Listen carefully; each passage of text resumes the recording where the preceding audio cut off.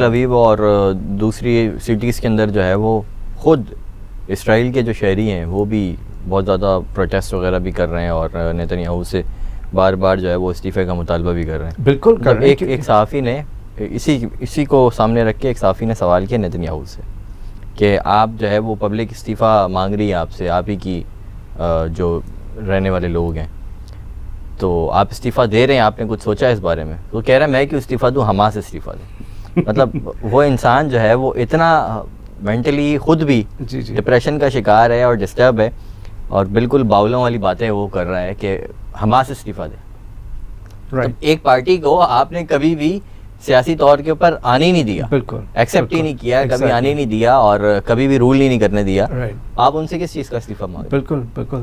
دیکھیں بات ہوئی ہے نا, اگر آپ اس کو ڈیپ ڈاؤن دیکھیں تو ان کی حماس سے ان کو ایشو کیوں ہے؟ ان کو حماس سے ایشو اس لیے ہے کیونکہ وہ الفتح کی طرح جو ہے نا اپنے آپ سودے بازی نہیں کریں گے, ان کا کہنا نہیں مانیں گے. بیسکلی ان کو یہ لگا کہ بھائی ان کے ساتھ ہم اپنی منمانی کرنے ڈیلنگ, بالکل ہاں, یہ ہمارے ساتھ ڈیل نہیں کریں گے. تو یہی وجہ ہے, اور یہ اسی طرح سے انہوں نے جو ہے نا باقی کنٹریز کے اندر جو لیڈرز ہیں, ایسے ہی لیڈرز اتنی سارے لائک پوری ہسٹری ہے. یہ تو آج کی بات ہے, اور اکثر ہم اس پہ بات کرتے رہیں گے کہ کس طرح سے جو ہے نا لیڈرز نے اپنے اسٹیٹ کو سیکریفائس کیا ہے تاکہ وہ ان کی گڈ بکس میں آ جائے. بالکل ٹھیک ہے. اور وہ کیونکہ ان سے پروٹیکشن لیتے ہیں, ان کو پتہ ہے کہ وہ عوام تو ان کو سپورٹ نہیں کرے گی, تو ہم سپورٹ کس طرح لیں گے؟ امریکہ سے لیں گے یا یو ایس سے لیں, یو کے سے لیں گے یا فرانس سے لیں گے.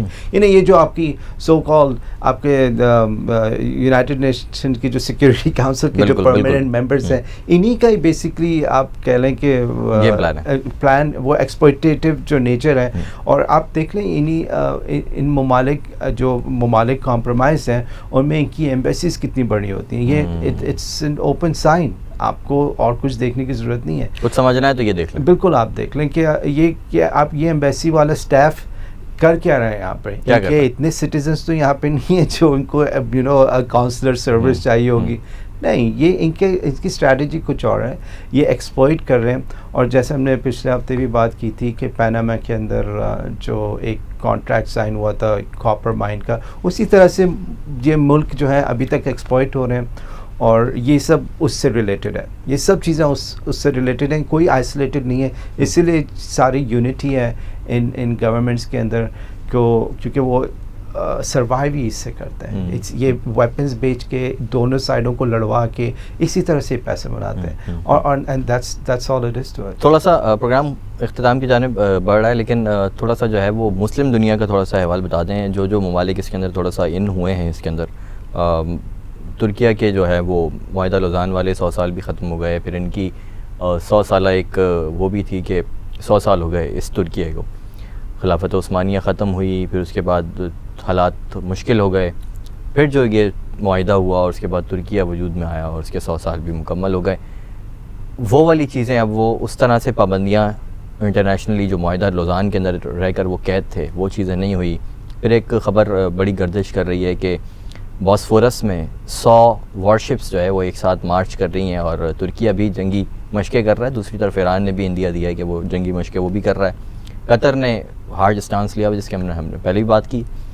دیگر ممالک اردن ہے, لبنان ہے, یہ بھی تھوڑے سے ایگریشن اب دکھا رہے ہیں. سعودیہ کا تھوڑا سا اب موٹیو بھی اس طرح کا لگ رہا ہے کہ جیسے وہ مکمل طور پہ صرف جنگ بندی کی بات نہیں کر رہا, اب وہ تھوڑا سا کھل کر چیزیں کرنی پڑ رہی ہیں. وجہ اس کی یہ ہے کہ پوری ہم یہ نہیں کہتے کہ جی اب سعودیہ بھی کود جائے گا اس میں اور ساری چیزیں, ایسا لگ نہیں رہا بظاہر, کیونکہ ان سب کی جو نیچر ان سب نے جو پہلے کیا ہوا ہے, اور اس سے یہ لگتا نہیں ہے بظاہر کہ کوئی بہت زیادہ ان ہونے والے ہیں لوگ.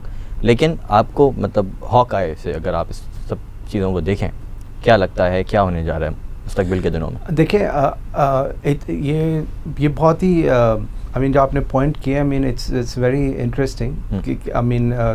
جو ایردوغان کا جو ڈیسیجن ہے کہ اپنی وارشپ کے ساتھ ایکسرسائز شروع کرے, اور آئی تھنک یہ یو ایس کو ہی ایک میسج دیا جا رہا ہے. ایون اسرائیل نے اپنی ساری جو ہے ڈپلومیٹک ٹیم جو ہے وہ بیسکلی ترکی سے واپس بلا لی ہے.